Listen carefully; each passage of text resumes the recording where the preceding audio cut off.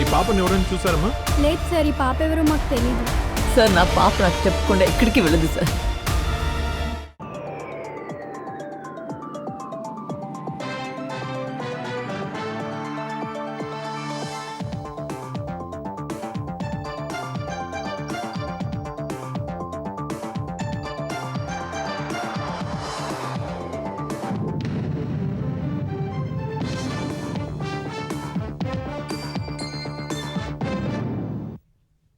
నమస్కారం, ఈటీవీ న్యూస్కి స్వాగతం. ఈనాటి ముఖ్యాంశాలు. ఆంధ్రప్రదేశ్ ఏవియేషన్ పాలసీకి cabinet green signal. Quantum valley భూములకు రిజిస్ట్రేషన్ ఫీజు, స్టాంప్ డ్యూటీ మినహాయింపు.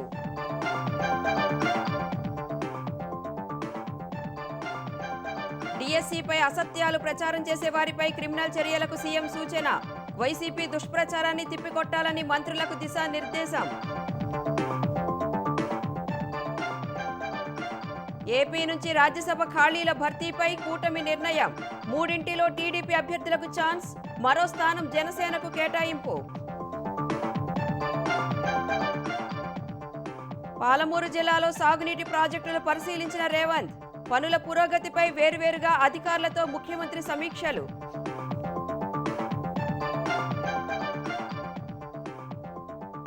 సింగరేణిలో 40 లక్షల మెట్రిక్ టన్నుల బొగ్గు గోల్మాల్ చేశారన్న కేటీఆర్. అవకతవకలపై కేంద్రం ఎందుకు స్పందించడం లేదని ప్రశ్న. హైదరాబాద్ అమీర్పేటలో భారీ అగ్ని ప్రమాదం. కొన్ని గంటలు ట్రాఫిక్ జామ్. 8 ఫైర్ ఇంజన్లతో మంటలు ఆర్పిన అగ్నిమాపక సిబ్బంది. ఎట్టకేలకు కేరళలో ప్రవేశించిన నైరుతి రుతుపవనాలు. 2-3 రోజుల్లో ఏపీకి ఆగమనం. వారంలో తెలంగాణకు వచ్చే అవకాశం. ఆఫ్ఘనిస్తాన్తో 3 వన్డేల సిరీస్కు దూరమైన విరాట్ కోహ్లీ. తొడకండరాల గాయంతో వైదొలిగినట్టు ప్రకటించిన బీసీసీఐ.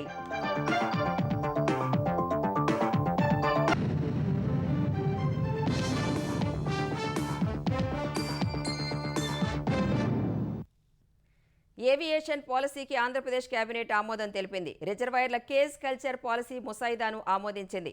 మానవ అవయవాల మార్పిడి చట్టం అమలుకు ఆర్డినెన్స్ ఇవ్వాలని నిర్ణయించింది. ఇదే సమయంలో డిఎస్సిపై అసత్యాలు ప్రచారాలు చేసే వారిపై క్రిమినల్ చర్యలు ఎందుకు తీసుకోవట్లేదని అధికారులను ముఖ్యమంత్రి చంద్రబాబు నిలదీశారు.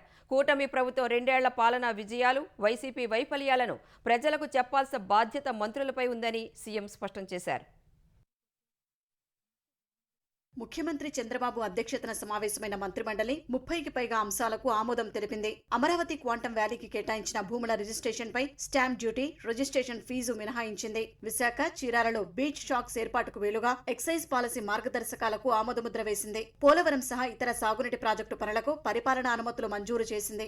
అగ్రిగోల్డ్ కేసుల పరిష్కారానికి అవసరమైన 21 పోస్టులు మంజూరు చేసింది. పీఎం కుసుమ్ కింద చిత్తూరు జిల్లా వ్యవసాయ భూముల్లో సోలార్ విద్యుత్ ప్లాంట్ ఏర్పాటుకు సమ్మతించింది. హట్కో నుంచి 300 కోట్ల రుణం కోసం ఏపీ పవర్ ఫైనాన్స్ కార్పొరేషన్ కు ప్రభుత్వ హామీకి ఆమోదం తెలిపింది. కృష్ణా నదీ తీరంలో అమరావతి ఐ ప్రాజెక్టుకు అనుమతించింది. అమరావతిలో నిర్మాణాలు, మౌలిక సదుపాయాల కల్పనకు అనుమతులు మంజూరు చేసింది. నెగోషియేటెడ్ సెటిల్మెంట్ పాలసీలో సవరణలను ఆమోదించింది. పలు సంస్థలకు భూ కేటాయింపులకు కేబినెట్ ఆమోదం తెలిపింది. జూలై 1 నుంచి వీబీజీ రామ్జీ అమలుకు గ్రీన్ సిగ్నల్ ఇచ్చింది. అనంతరం చంద్రబాబు తాజా పరిణామాలపై మంత్రులతో చర్చించారు. ప్రభుత్వం చేస్తున్న మంచి పనిని కూడా చెడుగా ప్రచారం చేయాలనే సిద్ధాంతంతోనే గొడ్డలి పార్టీ అధినేత ఉన్నందున అప్రమత్తంగా ఉండాలని సూచించారు. బూటకపు ప్రచారంతో ప్రజల్ని నమ్మించే యత్నాలకు ఎక్కడికక్కడ చెక్ పెట్టాలని మంత్రులకు దిశానిర్దేశం చేశారు. గొడ్డలి పార్టీ వాళ్లనే రాజధాని రైతులుగా చూపుతూ అమరావతి విషయంలో ప్రజల్ని మభ్యపెట్టాలని చూస్తున్నారని మండిపడ్డారు. డిఎస్సి ఆరోపణలపై ప్రభుత్వం ఇచ్చిన వివరణను ఓ వర్గం మీడియా ఉద్దేశపూర్వకంగా వక్రీకరించి రాసినా చర్యలు తీసుకోవచ్చని తెలిపారు. పాలన చేపట్టినప్పుడు శాఖల వారీగా శ్వేతపత్రాలు విడుదల చేశామని, ఇప్పుడు సాధించిన ప్రగతిని వివరిద్దామన్నారు. పరిపాలనలో పారదర్శకత పెరిగిన విధానం ప్రజలకు అర్థం కావాలని తెలిపారు. కూటమి ప్రభుత్వ 2 ఏళ్ల పాలన విజయాలు ప్రజలకు శాఖల వారీగా మంత్రులు వివరించాలన్నారు. ఈ నెల 28లోగా ఈ ప్రక్రియ పూర్తి చేయాలని ఆదేశించారు. వివిధ అంశాల్లో సంతృప్తి స్థాయి పెరగాలని సీఎం సూచించారు. మరో 3 ఏళ్లలో ఎన్నికలకు వెళ్తున్నామనే విషయం గుర్తుపెట్టుకోవాలని మంత్రులకు హితవు పలికారు. కేంద్రంలోని బీజేపీ ప్రభుత్వంపై బాధ్యతారాహిత్య వ్యాఖ్యలతో రాహుల్ గాంధీ తన విశ్వసనీయతను తానే దెబ్బతీసుకుంటున్నారని చంద్రబాబు విమర్శించారు. మంత్రివర్గ సమావేశానికి సీఎం రాగానే సహచర మంత్రులు నిలబడి చప్పట్లు కొట్టారు. విధ్వంస విధ్వంస పాలనకు ప్రజలు చెక్ పెట్టి ఫలితాలు వచ్చి నేటికి 2 ఏళ్లు పూర్తయిన సందర్భంగా సీఎంకు మంత్రులు అభినందనలు తెలిపారు. పంచాయతీరాజ్ శాఖకు వివిధ విభాగాల్లో కేంద్ర అవార్డులు రావడంపై ఉప ముఖ్యమంత్రి పవన్ కళ్యాణ్ ఆ శాఖ అధికారులను చంద్రబాబు అభినందించారు. గుంటూరు జిల్లా వట్టి చెరుకూరులో 22A భూ సమస్య పరిష్కారం చేసినట్లే ఇతర ప్రాంతాల్లోనూ పరిష్కరించాలని ఆదేశించారు. పంట మార్పిడి విధానాలపై రైతుల్ని చైతన్యపరచాలని చెప్పారు. సముద్ర ఆహార ఉత్పత్తుల్లో గణనీయ ప్రగతిని లక్ష్యం చేసుకోవాలని సూచించారు. ఆంధ్రప్రదేశ్లో ఖాళీగా ఉన్న 4 రాజ్యసభ స్థానాల్లో 3 స్థానాలు తెలుగుదేశంకు 1 జనసేనకు కేటాయిస్తూ కూటమి నేతలు నిర్ణయం తీసుకున్నారు. సీఎం చంద్రబాబు క్యాంపు కార్యాలయంలో సమావేశమైన కూటమి అగ్రనేతలు రాజ్యసభ స్థానాలపై సుదీర్ఘంగా చర్చించి ఈ నిర్ణయం ప్రకటించారు. అభ్యర్థుల జాబితాను త్వరలో విడుదల చేస్తామని సమావేశం తర్వాత కూటమి నేతలు పల్లా శ్రీనివాస్, నాదెండ్ల మనోహర్, పివిఎన్ మాధవ్ తెలిపారు. మరోవైపు ఎన్డీఏ ప్రభుత్వం ఏర్పడి 2 ఏళ్లు పూర్తి కానుండటంతో ఈ కాలంలో సాధించిన విజయాలు, అభివృద్ధిని ప్రజల్లోకి తీసుకువెళ్లేందుకు ఏపీలోని 3 ప్రాంతాల్లో 3 బహిరంగ సభలు నిర్వహిస్తామని వెల్లడించారు.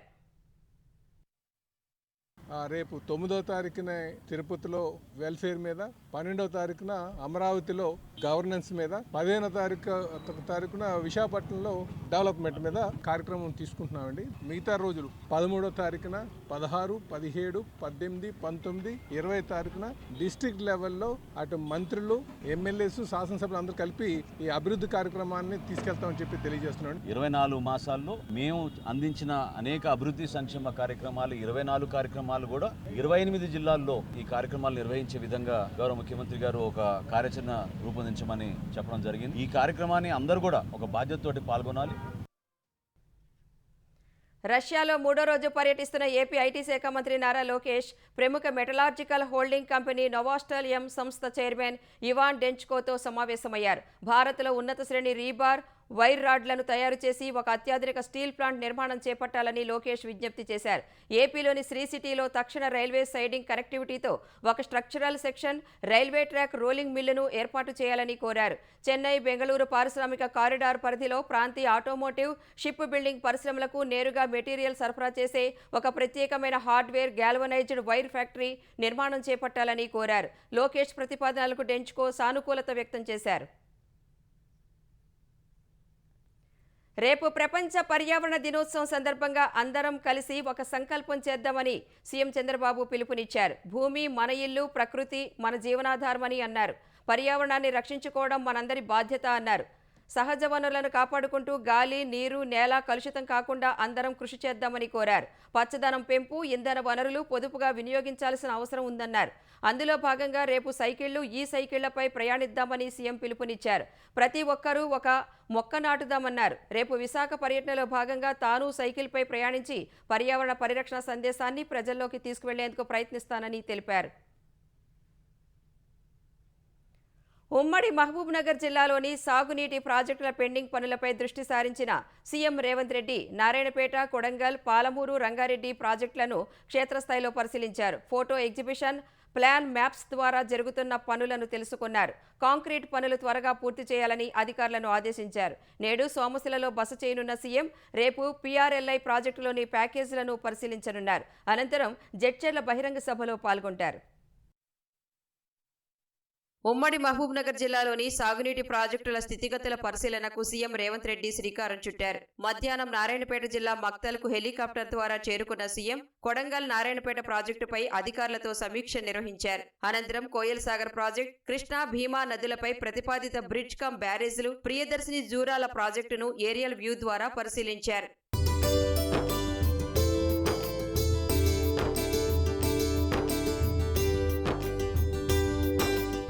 సాయంత్రం జోగులాంబ గద్వాల జిల్లాకు చేరుకున్న సీఎం ధరూర్ మండలంలోని Gudendoddi reservoir, Jawaharlal Nehru lift irrigation scheme phase 1 ను పరిశీలించారు. గూడెందొడ్డి రిజర్వాయర్ ప్రస్తుత సామర్థ్యం 1.5 టీఎంసీలు కాగా 15 టీఎంసీలకు పెంచాలనే ప్రతిపాదన, సాధ్య అసాధ్యాలపై చర్చించారు.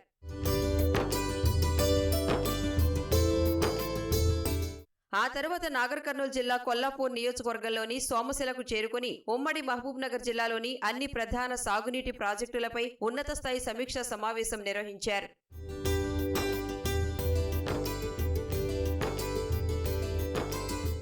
రేపు కొల్లాపూర్ మండలంలోని ఎల్లూరు పంప్ హౌస్ కు చేరుకుని పాలమూరు రంగారెడ్డి ఎత్తిపోతల పథకంలోని package 3 head regulator, package 2 Narlapur reservoir, package 1 delivery cistern, Kalwakurthy ఎత్తిపోతల పథకం లిఫ్ట్ 1 పంప్ హౌస్ లను సీఎం పరిశీలిస్తారు. నాగర్ కర్నూలు జిల్లాలోని ఒట్టెం రిజర్వాయర్, పిఆర్ఎల్ఐలోని కరివెనా రిజర్వాయర్ ప్యాకేజ్ 14, 15 లను పరిశీలిస్తారు. తరువాత జడ్చర్ల మండలం ఉద్దండాపూర్ లో ప్యాకేజ్ 17, 18 పనుల పురోగతిని తెలుసుకుంటారు. అనంతరం జడ్చర్లలో నిర్వహించే బహిరంగ సభలో సీఎం ప్రసంగిస్తారు. నీళ్లు, నిధులు, నియామకాలు నినాదంతో ప్రత్యేక తెలంగాణ ఉద్యమం సాగితే రాష్ట్రం సాధించిన తర్వాత ఉద్యోగ నియామకాల లక్ష్యం నెరవేరలేదని బీజేపీ తెలంగాణ అధ్యక్షుడు రామచంద్రరావు అన్నారు.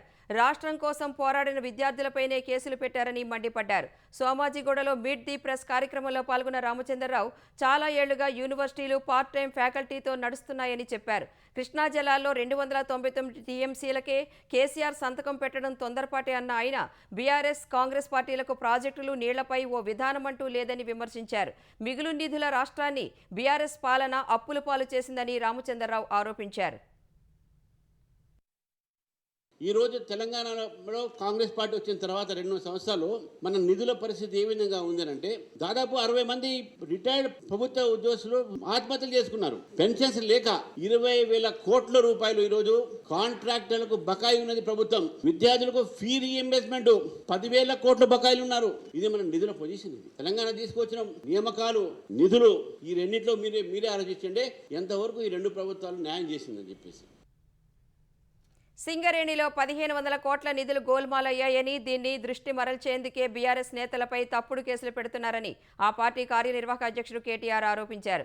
చెంచెల్గూడ జైల్లో బాల్కా సుమన్ను పరామర్శించి ఆయన సింగరేణిలో 40 లక్షల మెట్రిక్ టన్నుల బొగ్గు లేనప్పటికీ ఉన్నట్టుగా రికార్డులు చూపిస్తున్నారని ఆరోపించారు. ఇంత పెద్ద స్థాయిలో అక్రమాలు జరుగుతున్నాయని చెబుతున్నా కేంద్రం ఎందుకు స్పందించడం లేదని ప్రశ్నించారు. ఈ అంశంపై కేంద్ర మంత్రి కిషన్ రెడ్డికి లేఖ రాస్తానని కేటీఆర్ తెలిపారు. సింగరేణిలో జరుగుతున్న బొగ్గు దోపిడీ, సింగరేణిలో ఏదైతే మొన్న మా నాయకులు బయట పెట్టినారో 40 లక్షల మెట్రిక్ టన్నుల బొగ్గు తీయనిది తీసినట్టు చూపెట్టి వాళ్ళ 1,600 కోట్ల గోల్మాల్ కార్యక్రమం ఏదైతే చేస్తున్నారో, సింగరేణి కార్మికుల పొట్టగొట్టే విధంగా బోర్డు పెట్టకుండా ఏదైతే సతాయిస్తున్నారో, విజిలెన్స్ ఎంక్వైరీ పేట వేధిస్తున్నారో, మీ కుంభకోణాల నుంచి దృష్టి మరల్చడానికి ప్రయత్నం చేస్తున్నారో దీన్ని వదిలిపెట్టం. మాకు జైళ్లు కొత్త కాదు, పోరాటాలు కొత్త కాదు, మీరు పెట్టే కేసులు కూడా కొత్త కాదు, కానీ మేము మాత్రం వదిలిపెట్టం. రేవంత్ రెడ్డి గారు చేస్తున్న ఈ అన్యాయాల కుంభకోణాల నుంచి తప్పకుండా రేపు నేను ఉత్తరం రాస్తాను కేంద్ర బొగ్గు గనుల శాఖ మంత్రి కిషన్ రెడ్డి గారికి. సింగరేణిలో ఇవాళ 40 లక్షల మెట్రిక్ టన్నుల బొగ్గును లేనిది ఉన్నట్టుగా చూపెట్టి రికార్డులు ఇస్తుంటే 49% వాటా ఇవాళ కేంద్ర ప్రభుత్వానికి ఉంది. మీరు ఏం చేస్తున్నారు బీజేపీ నాయకులారని నేను అడుగుతా ఉన్నా. హైదరాబాద్ అమీర్పేటలో భారీ అగ్ని ప్రమాదం జరిగింది. ఓ షాపింగ్ మాల్లోని కేఎస్ఆర్ ఫ్యాషన్స్ దుకాణంలో మంటలు చెలరేగాయి. దట్టమైన పొగ కమ్ముకొని చుట్టుపక్కల దుకాణాలకు అగ్నికిలలు వ్యాపించాయి. మంటల తాకిడికి ప్రజలు పరుగులు తీశారు. రంగంలోకి దిగిన అగ్నిమాపక సిబ్బంది 3 గంటలు శ్రమించి మంటలను అదుపులోకి తెచ్చారు. ఈ దుర్ఘటనలో 2 కోట్ల వరకు ఆస్తి నష్టం జరిగిందని దుకాణదారులు చెప్పారు. ఎలాంటి ప్రాణ నష్టం లేనందున అధికారులు ఊపిరి పీల్చుకున్నారు. హైదరాబాద్ అమీర్పేటలోని ఓ షాపింగ్ కాంప్లెక్స్ లో భారీ అగ్ని ప్రమాదం జరిగింది. మెట్రో పిల్లర్ నంబర్ 1043 సమీపంలోని షాపింగ్ కాంప్లెక్స్ 2వ అంతస్తులో ఉన్న కేఎస్ఆర్ ఫ్యాషన్స్ దుకాణంలో మంటలు చెలరేగాయి. చూస్తుండగానే మంటలు వస్త్ర దుకాణాన్ని చుట్టుముట్టాయి. క్షణాల వ్యవధిలోనే మంటలు ఉవ్వెత్తున ఎగిసిపడి పక్కనే ఉన్న మిగతా దుకాణాలకు శరవేగంగా వ్యాపించాయి. అదే కాంప్లెక్స్ లో ఉన్న హెల్మెట్ షోరూం కు మంటలు అంటుకోవడంతో ప్రమాద తీవ్రత మరింత పెరిగింది. ప్లాస్టిక్, ఫైబర్ వస్తువులు అంటుకుని మంటలు భారీగా ఎగిసిపడ్డాయి. మొదట షాపుల్లోని సిబ్బంది మంటలను అదుపు చేయడానికి ప్రయత్నించినా ఫలితం లేకపోవడంతో వెలుపలికి పరుగులు తీశారు. త్రుటిలో ప్రమాదం నుంచి బయటపడ్డామని చెప్పారు.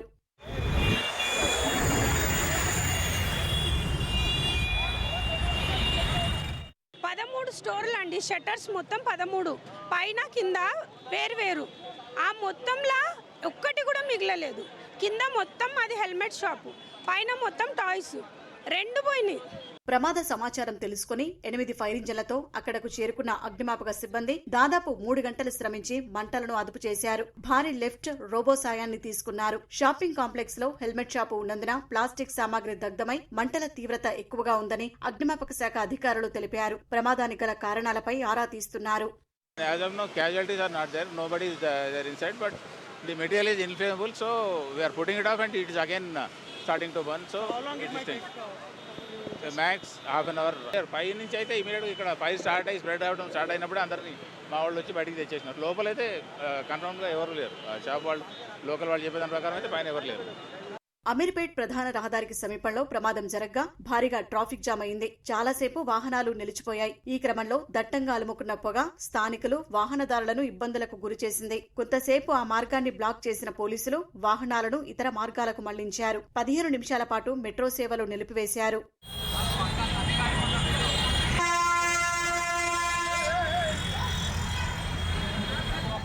జూబ్లీహిల్స్ ఎమ్మెల్యే నవీన్ యాదవ్, మాజీ మంత్రి తలసాని శ్రీనివాస్ యాదవ్, రాజ్యసభ ఎంపీ అనిల్ కుమార్ యాదవ్ ఘటనాస్థలానికి చేరుకుని బాధితులను పరామర్శించారు.